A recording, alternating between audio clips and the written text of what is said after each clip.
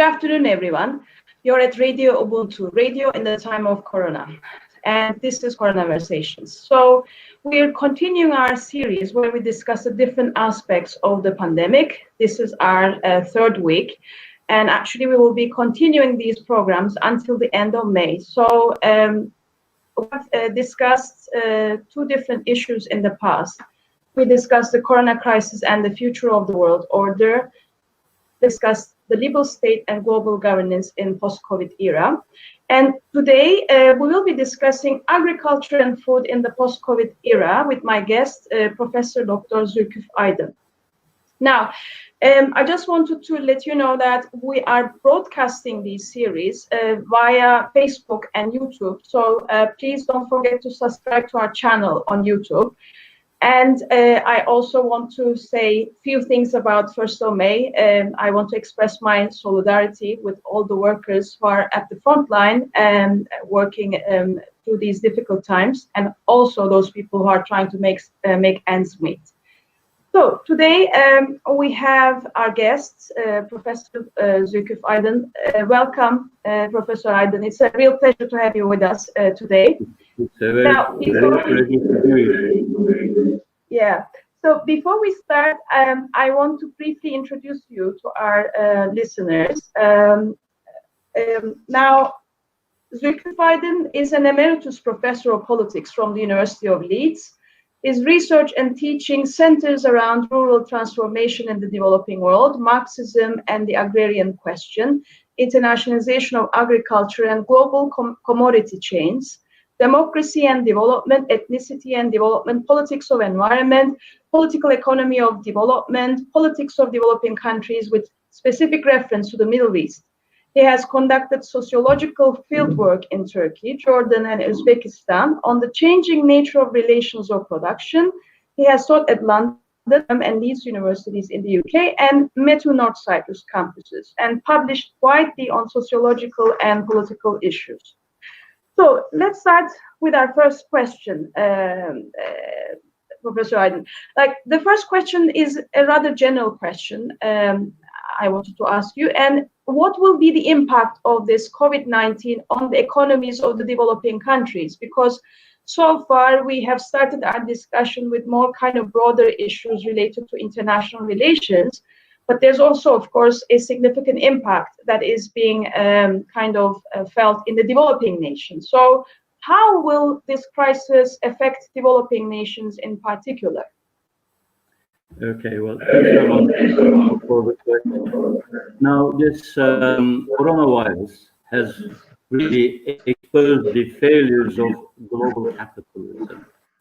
Coronavirus has shown us that global capitalism is ill-prepared to deal with the problems generated by COVID-19. It has shown us fundamental flaws in the capitalist system. Now, these fundamental flaws in the capitalist system are the result of, particularly its impact on developing countries, are the result of long history of colonialism.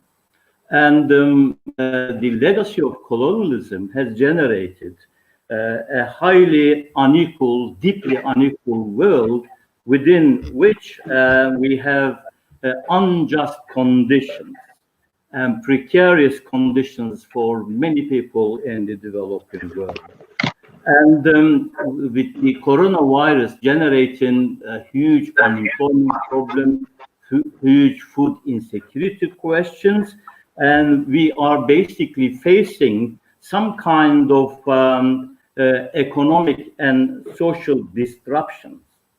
And in the developing world, since the 1980s onwards, the structural adjustment policies imposed on developing countries has generated extreme poverty and inequality. And within this extreme poverty and inequality, developing countries' governments, developing countries' states have been extremely sort of weak, and therefore they have underfunded health system, underfunded social security system, and basically developing countries have not been capable of dealing with the problems generated by COVID. Obviously, those problems are not just the results of COVID, and they are basically the result of long-term entrenched problems of underdevelopment. Now, with the coronavirus, we realize that global supply chain has collapsed, and with the sort of collapse of the global supply chain, the corporate companies' profits have been threatened, and corporate companies are interested in maximizing profits rather than providing essential goods. With coronavirus, great majority of people in the world actually have lost their access to a particular basic income, high levels of unemployment. We witness, and also we witness the ruination of the informal sector. In the developing world, majority of people basically work hand to mouth. If they don't work daily, they are not capable of actually bringing money and food to their food table. And therefore, in the developing world, with this problem, we also have the problem of extremely weak sort of health system and social support system. And those people made vulnerable by coronavirus has not been able to cope with this situation at all. And now with the collapse of the sort of global supply chains, people sort of don't manage to have access to food. Some food producing countries like Russia and Ukraine has also decided, for instance, to reduce their export of food. You know, if you are in a developing country, if you are not capable of producing food, obviously non-availability of food in the world market is going to have a significant impact on your sort of daily sustenance and daily food supplies. And global, COVID-19 has generated a global problem. Not only people in the developing world are suffering from this, but also countries of the developed world are facing significant problems. But they do have the sort of necessary means to cope with some of those problems generated with the COVID-19. For instance, United States of America has produced $2 trillion sort of support program to deal with some of the problems of COVID. But despite this, economies of the world, sort of advanced industrial nations also are suffering from coronavirus. The United States of America, China, Japan, and then also European zone is suffering from the coronavirus. And we realize that the state has interfered in sort of supporting certain companies in Australia. The state has provided a significant amount of money, for instance, for the airport,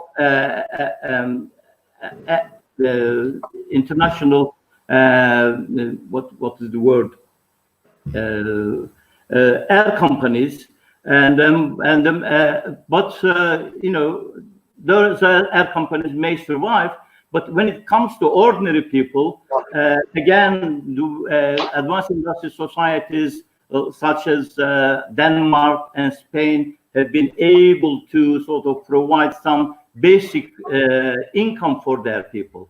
Whereas in developing countries, we have a double blow on developing countries. On the one hand, they are not capable of, as we will see in a short while when the questions come, they are not capable of producing sufficient food, but at the same time, with the collapse of the global sort of international trade, and they are not able to sell the commodities they are already able to sell in the world market. So there is a decline in their income, and there is a drastic sort of decline in their incomes. What coronavirus has shown us is that capitalist world system simply has not been capable of dealing with the problems generated. In other words, capitalist world system is highly fragile, and therefore it is not capable of dealing with the system. Neoliberalism basically tells us that the state should not be involved in economic activities and so on. And since the 1980s, states have been basically moving away from economic activities in many countries. But with coronavirus, everybody now has been asking the state to come back. And therefore, the sacred marketism, coronavirus has shown that sacred marketism does not work.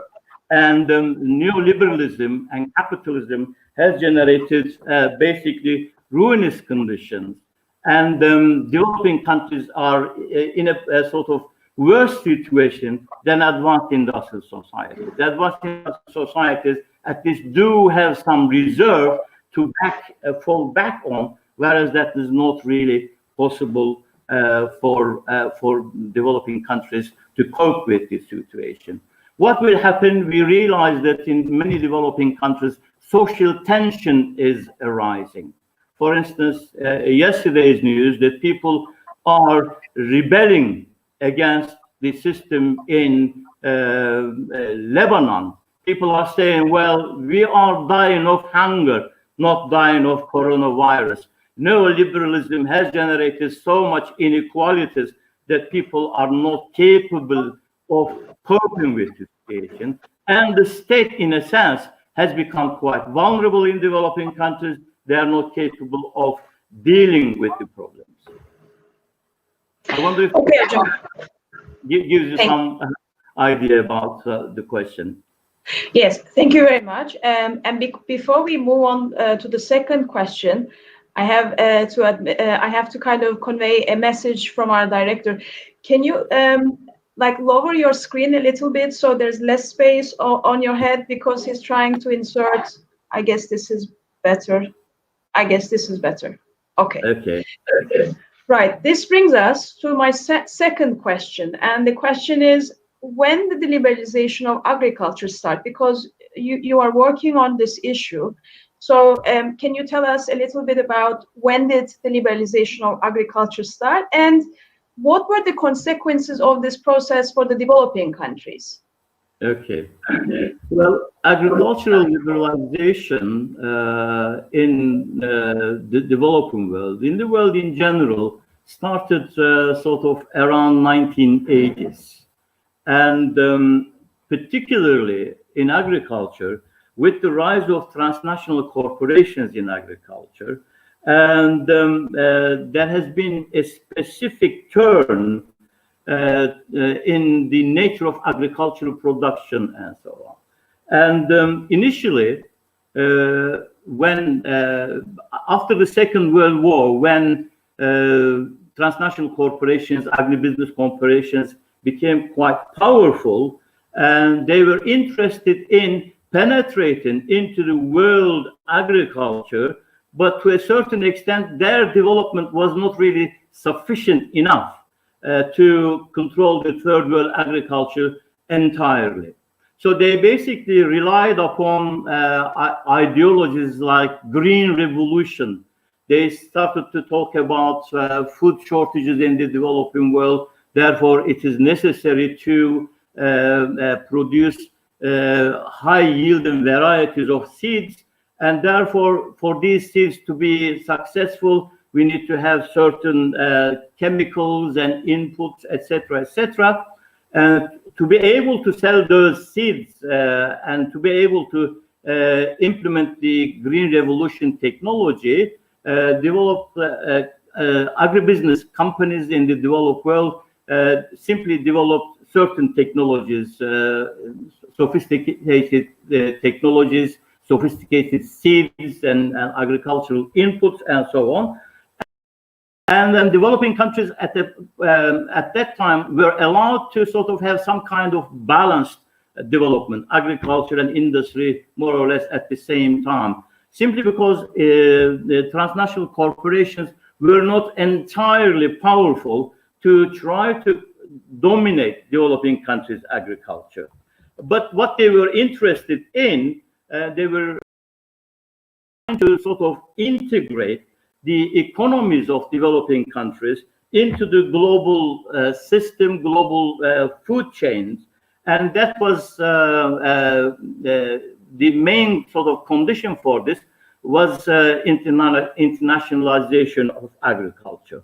And from the 1980s onwards, with the help of the international organizations such as World Bank, World Trade Organization, and also the international companies basically wanted to control developing countries' agriculture, because technologically now, by the 1980s, they were powerful enough. They were able to export their technologies and their ideologies to developing countries.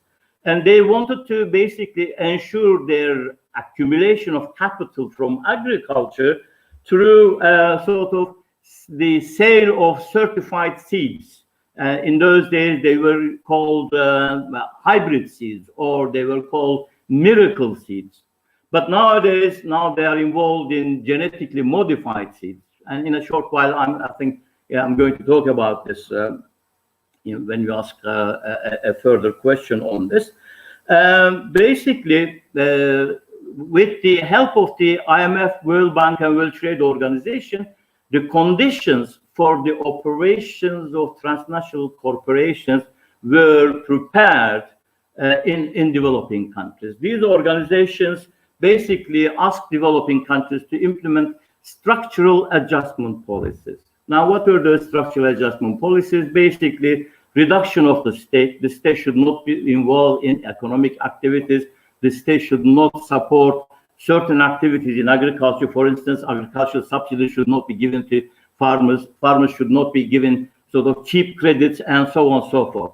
And the reason for this was simply because they were interested in sort of changing the structural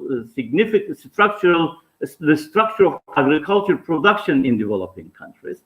They were trying to encourage developing countries to produce certain crops that were inputs for transnational corporations. And they were basically trying to develop conditions so that farmers should switch from their traditional crops to highly sort of required crops by transnational corporations.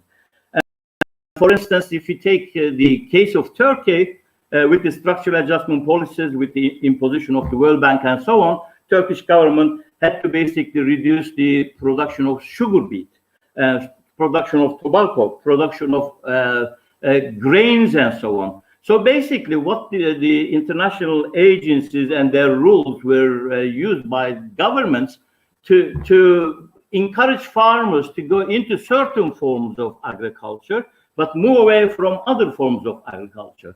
And state policies were used as carrot and stick.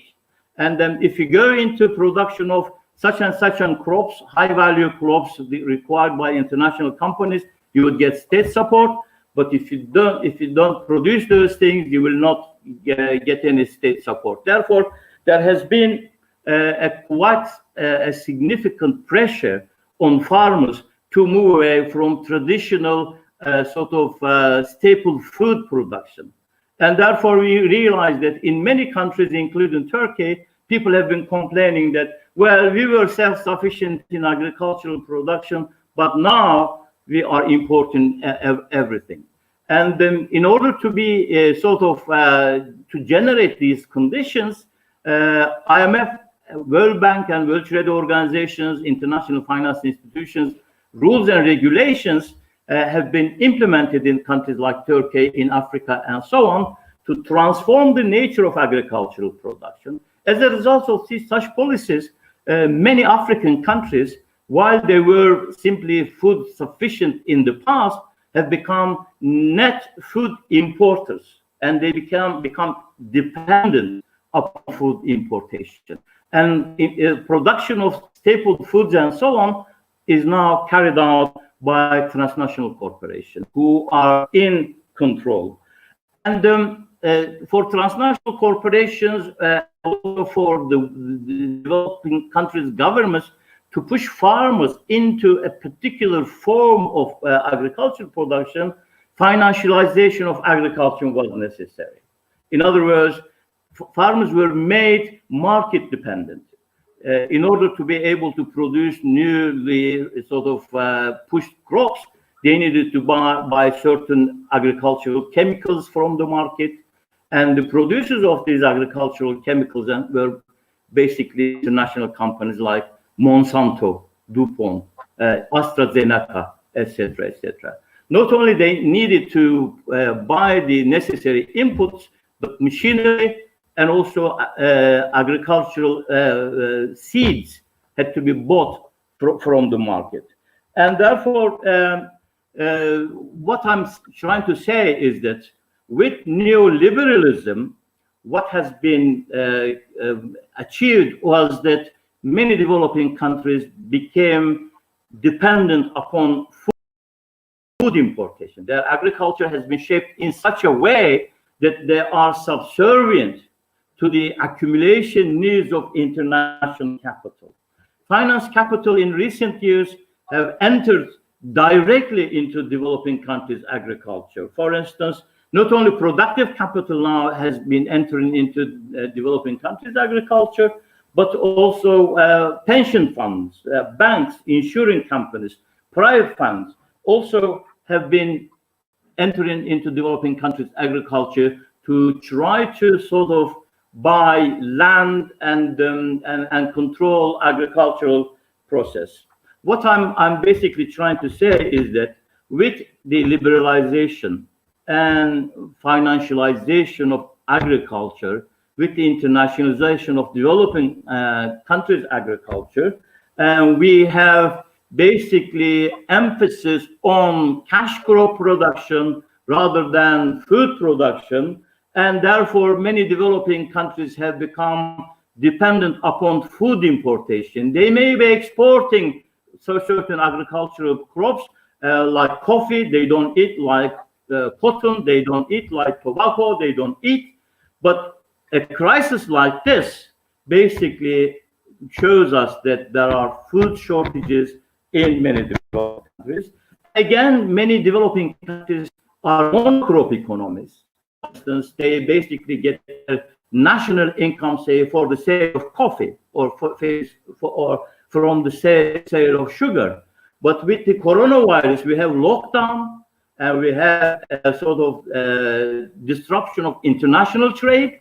So the impact of coronavirus has been sort of double on developing countries. On the one hand, it has increased high levels of unemployment, vulnerable people, marginal people, sort of working in the informal sector have lost their sources of livelihood. They are no longer able to work and they are no longer able to have some income. And this is one thing. On the other hand, the second double of the blow is that developing countries' governments have not been able to export their commodities. And not only they are not able to export their commodities, if they are involved in, say, even industrial production, they are not able to export their industrial commodities. And they are not. Some countries are not even able to produce their industrial products simply because many developing countries have been importing semi-finished goods from China. Now, China, since the 2000s and so on, in the last 20 years, have become a world power in terms of the world sort of domestic, national world production. Now, China's world production constitutes 16% of world production. China is exporting semi-finished goods. And if you are dependent, or if your industry is dependent upon importation of semi-finished goods from China, and then if there is a disruption to international trade, obviously you're not going to be able to import and produce things and export. In other words, on the one hand, you have high levels of unemployment. On the other hand, decline in your economic sort of income, and then your vulnerable individuals, your farmers, your workers, particularly workers in the service sector, have suffered greatly from this. Now, we live in Cyprus, and then we have, the sort of hotel businesses and the gambling businesses, and all those businesses basically at the moment have come to a halt, and majority of people do not have sufficient income to survive. And we don't know how long this sort of crisis is going to continue. So what I'm saying is that the burden of coronavirus in developing countries is a double burden. And internally they suffer, but also they suffer from the international impact of the coronavirus. Does that make sense? Oh, okay. Now, makes sense, Hocam.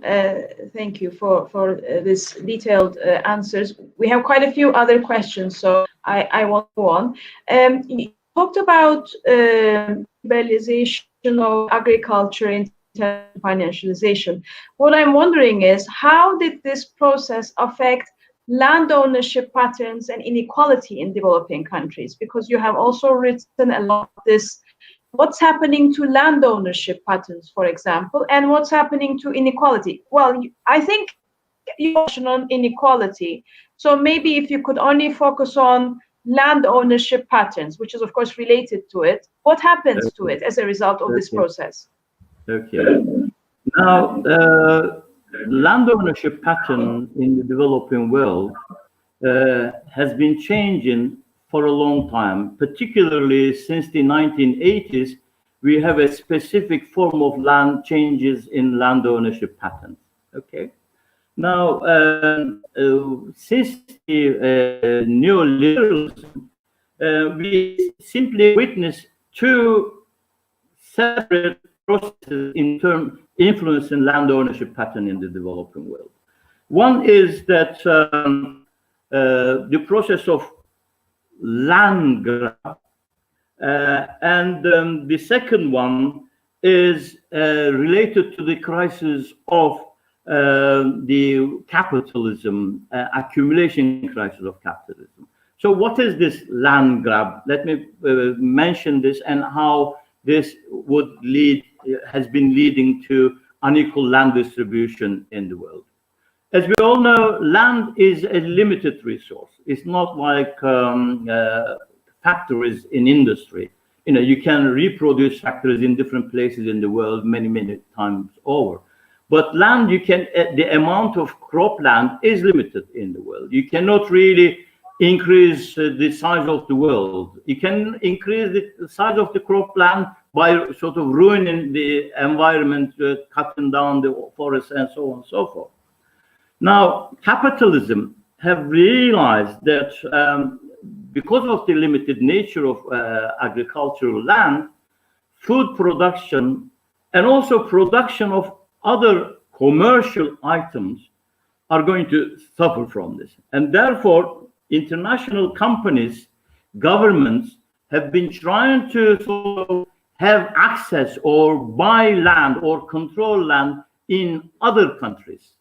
The ironic thing is that the land grab has become is not just an issue between developed countries in organizations or developed countries governments going and buying and controlling land in underdeveloped countries, but also you have south to south sort of land grab process taking place. For instance, India has gone and bought large segments of land in other developing countries. We realize that Turkey has gone and rented large segments of land in Sudan, for instance. And therefore, there is a huge sort of movement of capital. China, for instance, has gone into Africa to control certain segments of land in those countries. And that is what is called land grab. With the land grab, obviously, when you go and control large segments of land in a developing country, you are not going to sort of make your investment into unproductive land. You are going to simply try to control the prime land in those countries. And therefore, through the international activities, many developing countries have been losing their prime land to international capital who are interested in controlling the land in other countries. That land could be utilized for either food production or some sort of agricultural produce to be used in, say, biofuel production. Now, in a short while, I'm going to give you some facts and figures how much land has been utilized in Africa to allocate land for biofuel production. Okay. Now, finance capital basically has been involved in land grab to ensure the production of oil palm, maize, sugarcane, and jatropha. These jatropha and maize is utilized in the production of biofuel, biodiesel, and so on. So, in other words, you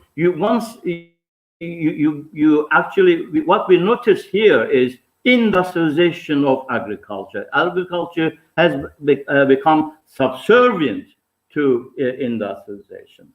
Now, the second process, I said there were two processes. One was the land grab process. The other one is quite related to this, but without really directly countries moving to other countries and controlling their land. The governments themselves have been sort of trying to generate large-scale agriculture in their own countries, particularly since the 2013, the World Bank have been emphasizing that small-scale agriculture is a problem for developing countries because it doesn't really use the resources optimally. Therefore, productivity is suffering from the widespread existence of small-scale agricultural producers. Therefore, governments should take measures to ensure that land becomes condensed and then the large-scale agricultural production should be the dominant form rather than small-scale agriculture. But there are problems because many developing countries are dominated by small-scale agriculture. And how are you going to justify this? If you're trying to get rid of small-scale agriculture, the justification the World Bank provides is that, well, small-scale agriculture is not productive enough. If you have larger scale of land, then you would have economies of scale.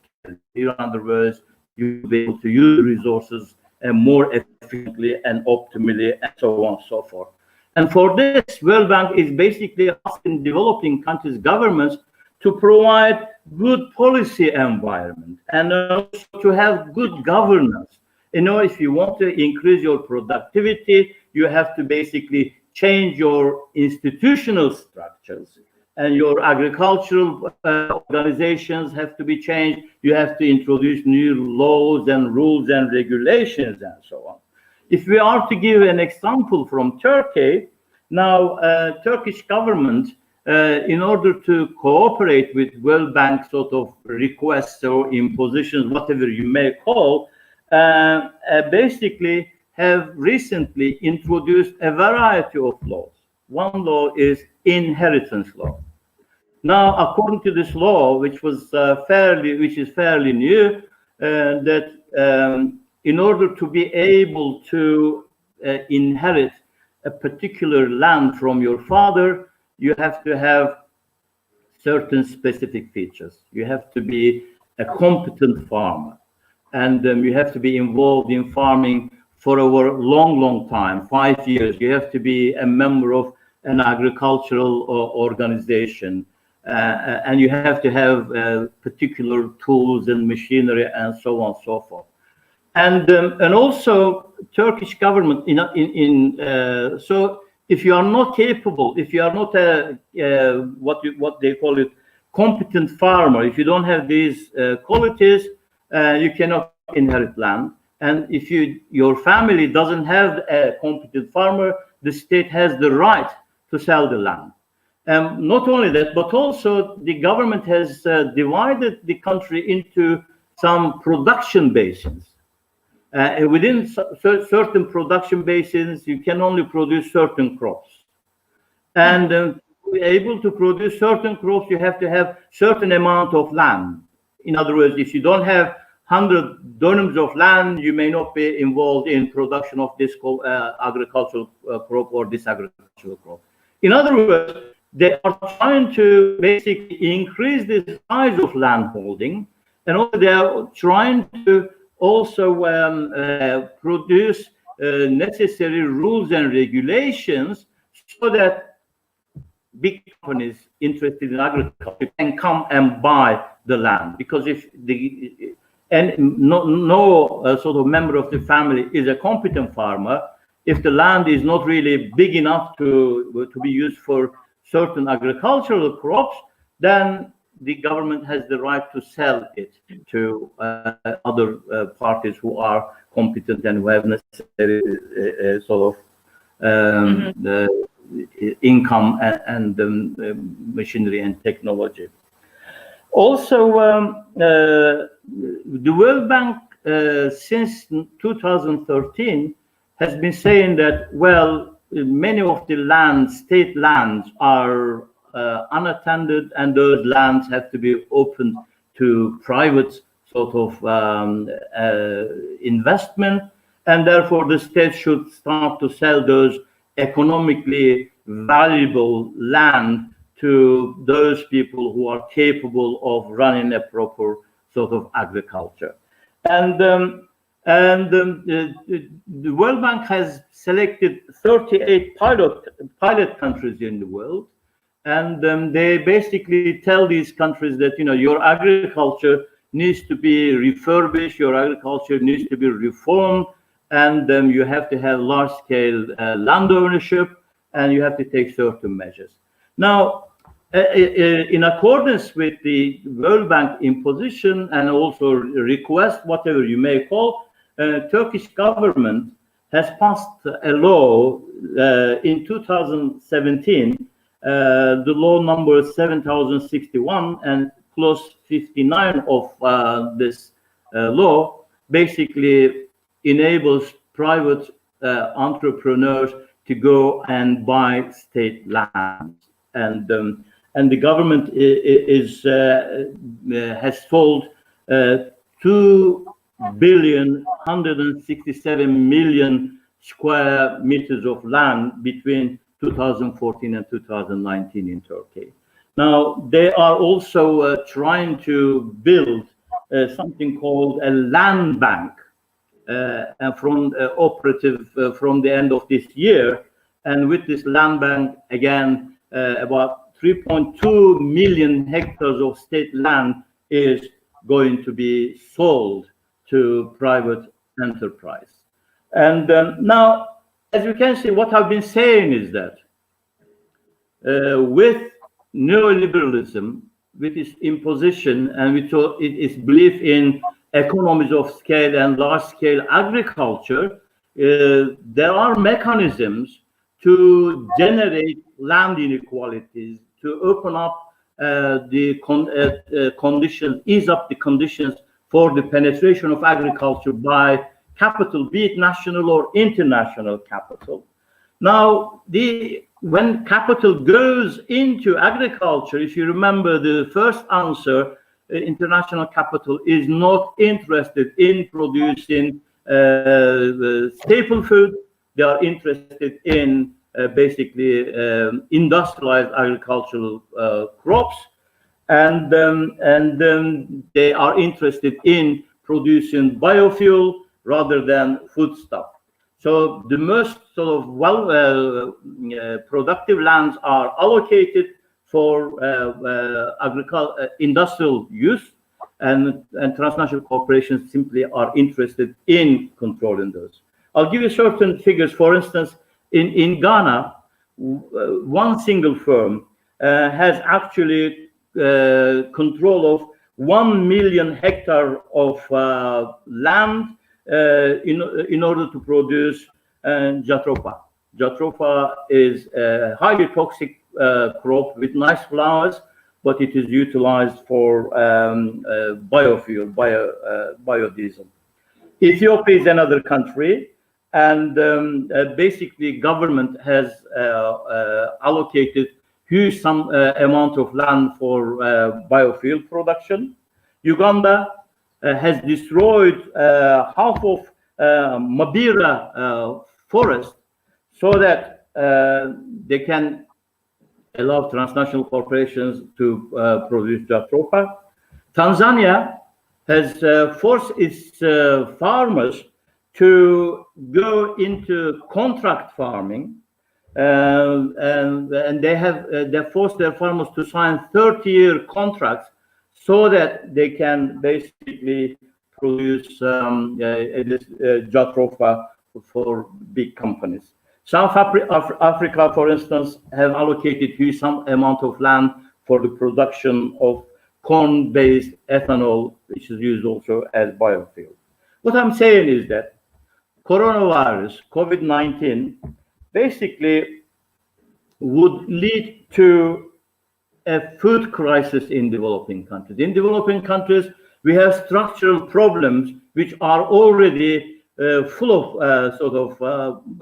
of difficulties for people with coronavirus, and countries not being capable of producing sufficient foodstuff, not being capable of buying sufficient foodstuff, not being able to export other commodities, and we have a disastrous situation in hand. Okay. Now we have 3 questions, and we will need to finish in half an hour. I mean, I wanted to ask you if you could keep your answers a bit more concise, because I know you have a very deep knowledge about the issue. But these questions, I think, if you could somehow kind of elaborate them all a little, it would be really great. So the first question, I mean, actually the fourth question I wanted to ask you is, how does this process of liberalization of trade, how does it access people's access to food in developing countries? You already mentioned this to an extent. Yeah. And there are also 2 concepts that I would like you to explain to us. What is the difference between food security and food sovereignty? Because we keep on seeing these concepts in the literature, but what do they mean? Okay. Now, before answering this question, let me remind you of something that President Kissinger said in 1974. He says, if you control oil, you control nations, but if you control food, you control people. Now, international companies have been basically interested in controlling food globally, okay? They don't want developing countries to produce their own food. They want them to be dependent upon it in international companies. And therefore, if you are not really producing your own food, then people would talk about, well, you are not food secure. Now, that basically brings me to your second question, the difference and relationship between food security and food sovereignty. Now, food security is a product of neoliberal economic thinking. Food security simply means access to sufficient food by everybody, producing 3,000 calories. Okay? You don't have to produce food to have food security. As long as you have access to food, and how do you have access to food? How do you guarantee your food entitlement? You have to have the money. In other words, food security is responsive to money. And we realize that with coronavirus, great majority of the poor and vulnerable and marginal people in the world have lost their access to money, and therefore they don't have some kind of access to food. They have lost their entitlement to food. As I said before, to become food secure, you don't need to produce it. A good example of this is Singapore. Singapore is the most food secure country, but it only produces 10% of its own food. It simply is capable of buying because incomes exist. Britain, for instance, produces only food, 50% of its food, but it's not really insecure in terms of food. Now, in other words, food security simply relates to availability of food and affordability of food, and also the quality and the safety of food. But we realize that there is huge inequalities in the world, particularly in the developing world. There is huge inequality of income. Income inequality simply means those people who have lost their access to some kind of source of livelihood, some kind of income, have also is also in the process of losing their sort of food security. Okay. On the other hand, food sovereignty basically defines people's rights to culturally appropriate food and healthy food. Now, in other words, it basically tells us that this food, culturally appropriate food, has to be produced by using ecologically sound and sustainable methods. Supporters of food sovereignty basically insist that people should decide what they should produce. And they are strongly against neoliberal imposition that developing countries should specialize in the production of cash crops for the world market. They say that they should basically decide what they want to produce themselves. They should take into consideration their own needs. That is quite important. In other words, we have to produce what we want, how much we want to produce, under what conditions, and by using our traditional knowledge of agriculture, knowledge of seeds, and so on and so forth. And they don't want to be the subservient to market forces and transnational corporations. Okay, they want basically to be on the driving seat. They say that they would know what their resources are. In other words, food sovereignty simply wants a comprehensive transformation of the existing relations. Food insecurity movement has emerged as a result of neoliberalism basically distorting the agricultural structures in developing countries. This movement, food sovereignty movement, started in 2007 via Campesino movement, and also Earth International have been basically instrumental in this movement. They are basically saying that if things are left to market forces and left to the global companies' operations, global companies would generate global supermarkets. They would basically structure agriculture, and in developing countries, they would grab the land, and they will simply deny access to people who would be interested in producing their own food. And they claim that world at the moment is world food production and distribution is controlled by large companies like Nestle, Cargill, Continental Grain, Lewis, Bunge Limited. And these companies control the majority of grain trade in the world. Developed countries themselves are basically have got huge sums of food storage of milk production, meat production, grain production. They are basically exporting this. And they have tons and tons of stored food, and therefore they don't suffer. When times come, this sort of hoarded food could be utilized as a political weapon as well. And they can manipulate governments and so on in a particular way. And with the control of food by transnational corporations and with the control of land by these transnational corporations, we realize that in the world, 820 million people are suffering from chronic hunger, okay? And of this 880 million people, 113 million people also suffer from acute severe food insecurity.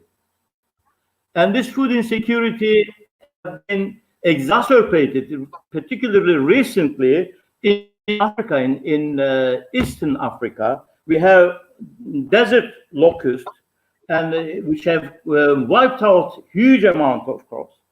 Horn of Africa, Yemen, Sahel areas, and so on, has been suffering from food insecurity.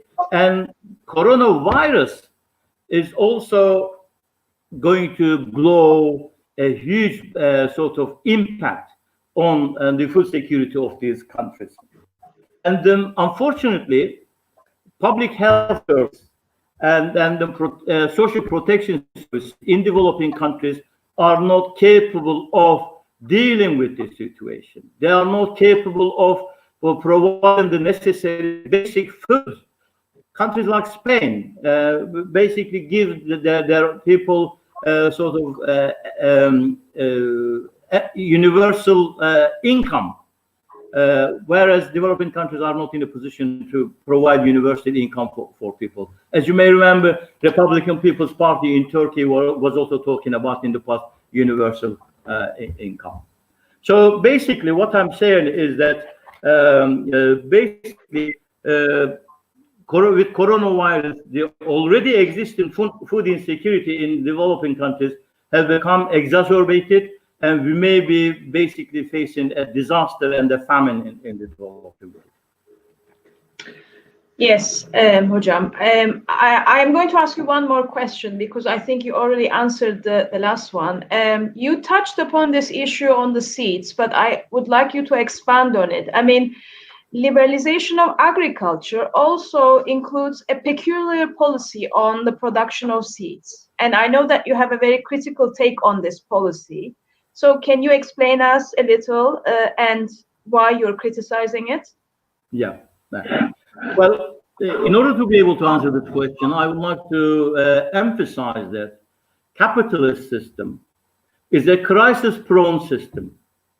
Capitalism continuously, cyclically runs into accumulation crisis. In other words, it needs to make profit and all the time.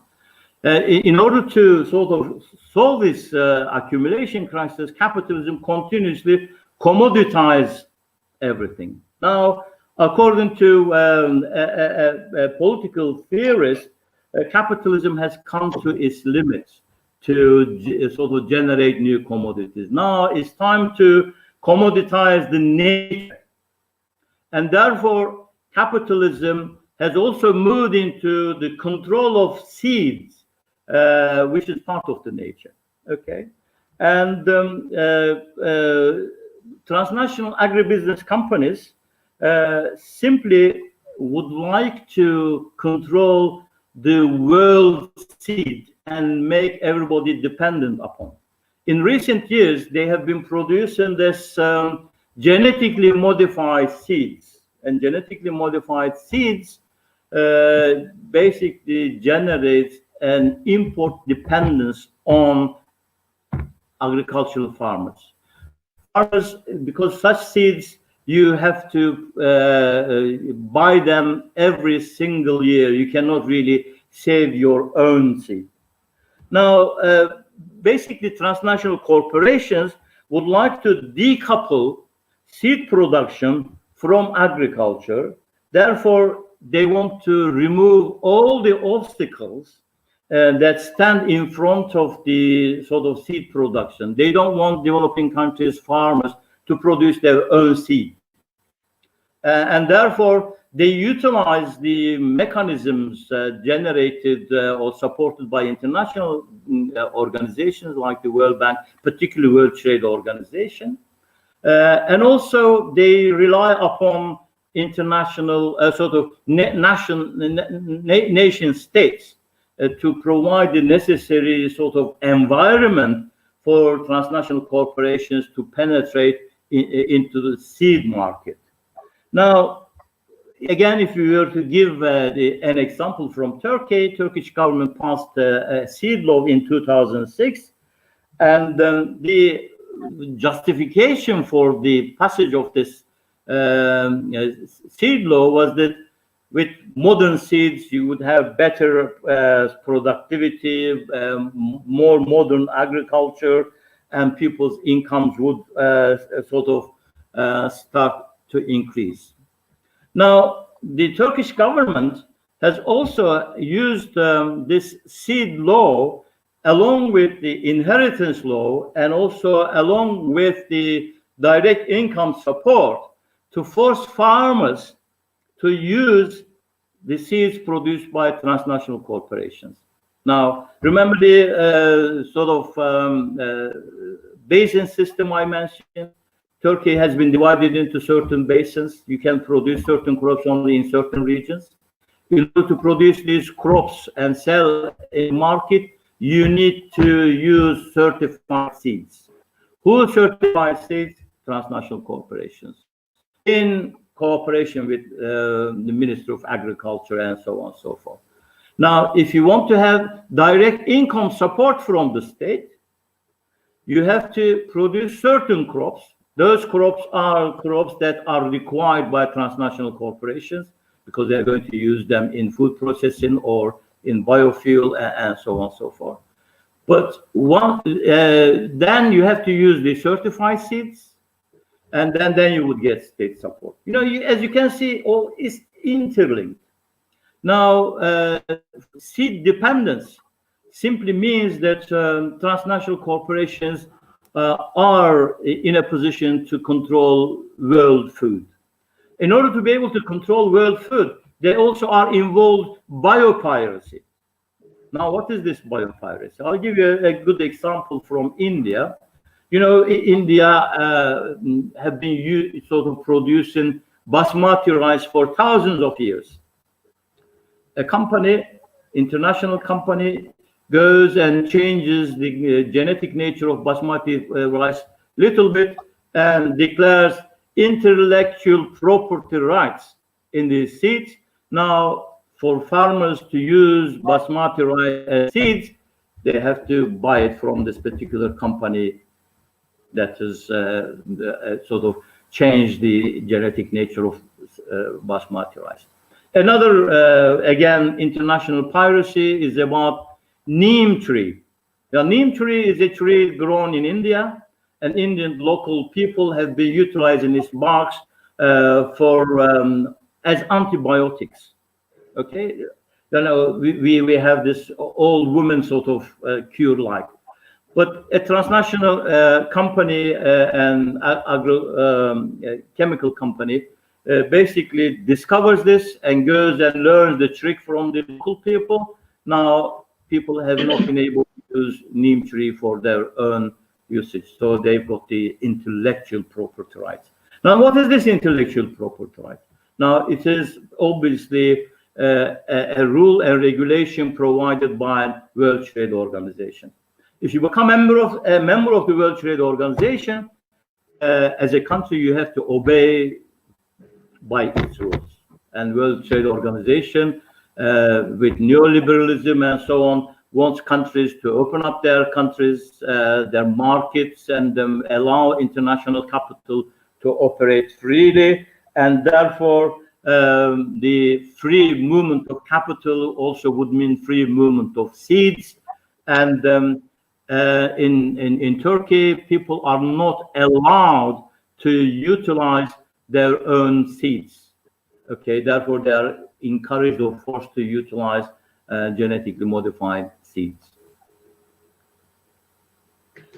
Actually, Hocam, this gives us time maybe to discuss briefly our last question, because you partially elaborated on this, but a kind of fuller answer would be really welcome.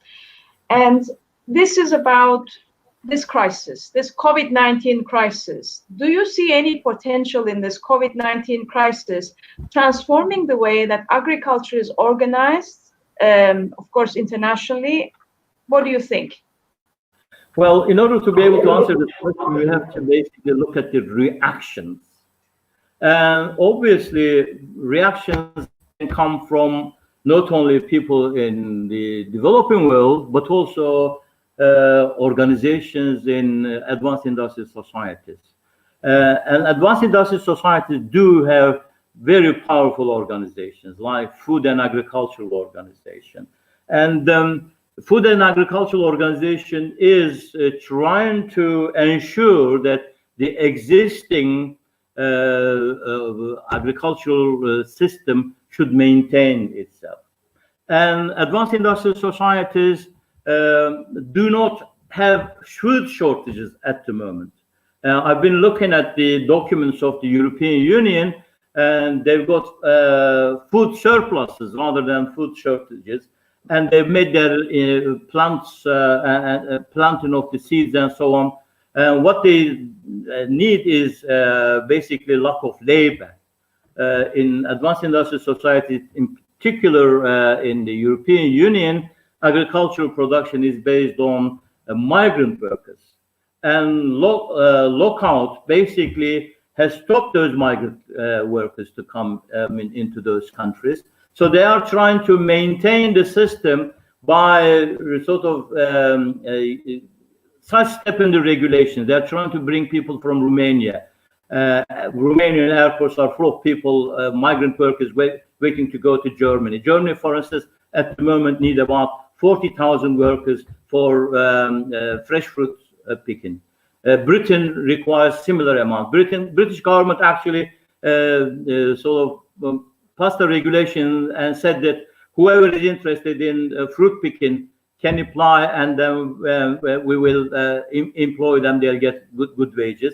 60,000 people put an application form, but only 112 people turned up. In other words, the British working class was not really interested in highly arduous fruit picking work. So British agriculture depends upon the sort of labor of migrant workers. Germany requires 100,000 migrant workers by May in order to sort of fruit picking and so on and so forth. Now, these are the reactions.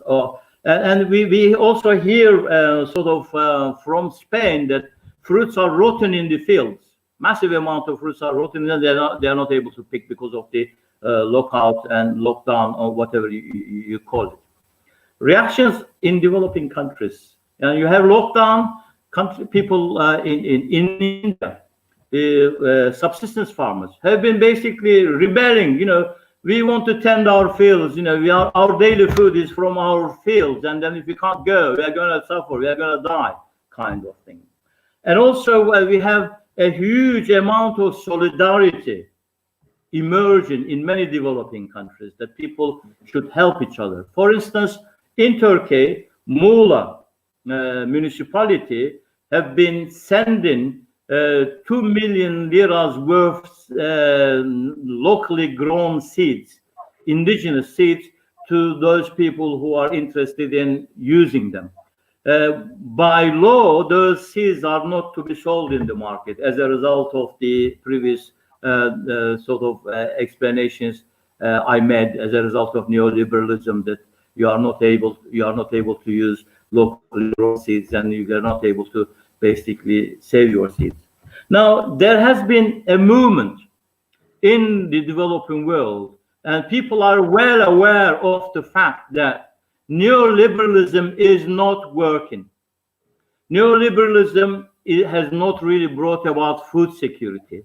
Neoliberalism has generated income inequalities, unequal land distribution.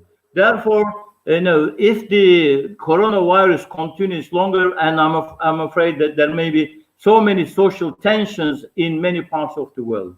Now, nobody is sort of in a position to guess whether or not a new land reform is going to take place, because advanced industrial societies, transnational corporations, are not really interested in losing their sort of power, losing their economic power, political power. They're not going to stay there. And the World Food and Agricultural Organization has been saying, well, international trade should open up and food import and export should take place and so on.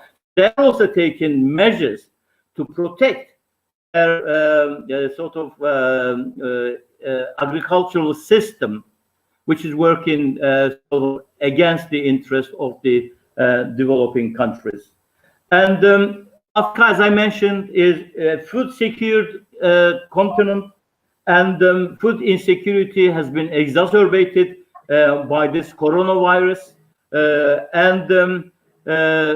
With food insecurity, people are going to sort of rebel against the system. My expectation is that already authoritarian regimes in developing countries may become even more authoritarian to keep the masses in control. And maybe advanced industrial societies would realize the danger, and they may try to help developing countries to a certain extent. But again, in that, I'm not really very sure, because national sort of competition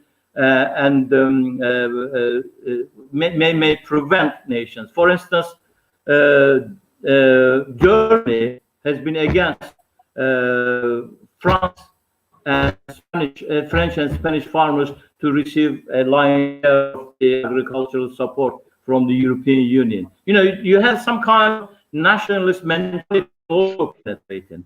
With the coronavirus, we may face some disaster capitalism. What is disaster capitalism?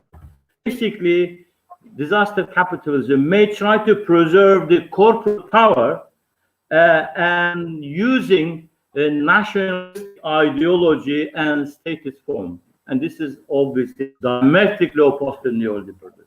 Neoliberalism didn't want the state, but now they want the state to come and resolve the problems.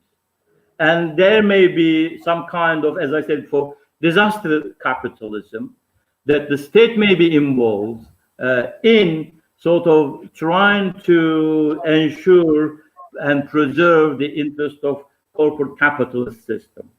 Or we may have some kind of disaster socialism, which might aim to protect the workers, the vulnerable, the marginal people, the poor, and so on and so forth.